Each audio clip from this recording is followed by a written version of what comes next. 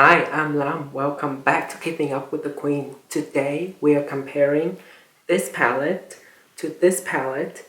If you're interested, let's go. The reason why I'm doing this video is that since I got this palette, I haven't really used it besides doing videos for you guys. I already have a few videos dedicated to this palette. I compare it with Soft Glam. I do 4 looks using this palette, so I will link them down below for your reference.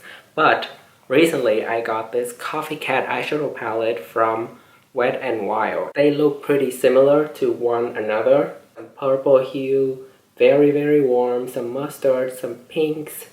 So today I thought I will compare them. So Natasha Denona is very top-notch formula-wise in the high-end, mid-range price kind of a category of eyeshadow formula.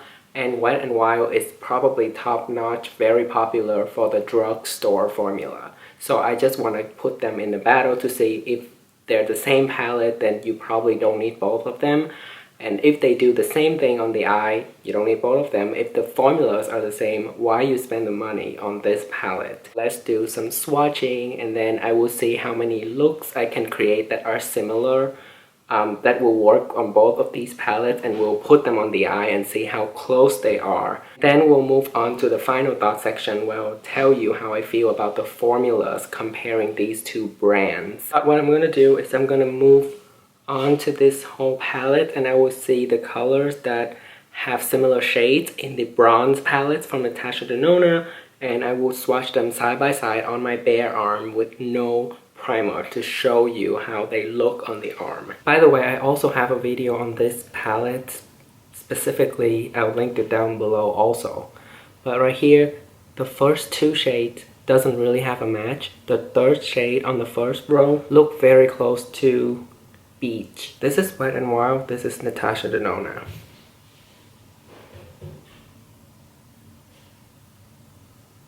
Natasha Denona. You can clearly see Natasha Denona's Beach is a lot darker. Onto this shade right here. It's probably the closest to Palladium or Silk. For some reason, the shade from the Wet n Wild palette seems like it's already developing hard pan. So that very weak. Let me swatch that again. And this is the 2 shades Palladium, Silk from Natasha Denona. You can see they are not similar at all. Say the first shade from the 2nd row, Suntan. Okay, here you see there are a little bit of a resemblance, but the Suntan has a little bit more red in it than the Coffee Cat shadow. Alright, this shade right here I thought was very close to True Copper. Coffee Cat bronze palette. Natasha Denona shimmer is just so much more punchier and more metallic and very creamy to the touch, while the Wet n Wild is a little bit drier. So this shade right here doesn't really have a match on the bronze in the bronze palette. The only thing that is close to it is this shade Bliss, but it is a metallic. So I'm not going to compare those. This one right here, it was very close to Magma. What do you guys think?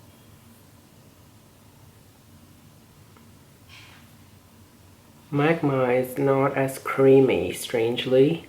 And it does seem like it has a little bit of resemblance to Suntan. Actually, yeah. It's a little closer to Suntan than to Magma. Magma is just a lot deeper. Next shade right here from the Wet n Wild palette doesn't really have a match.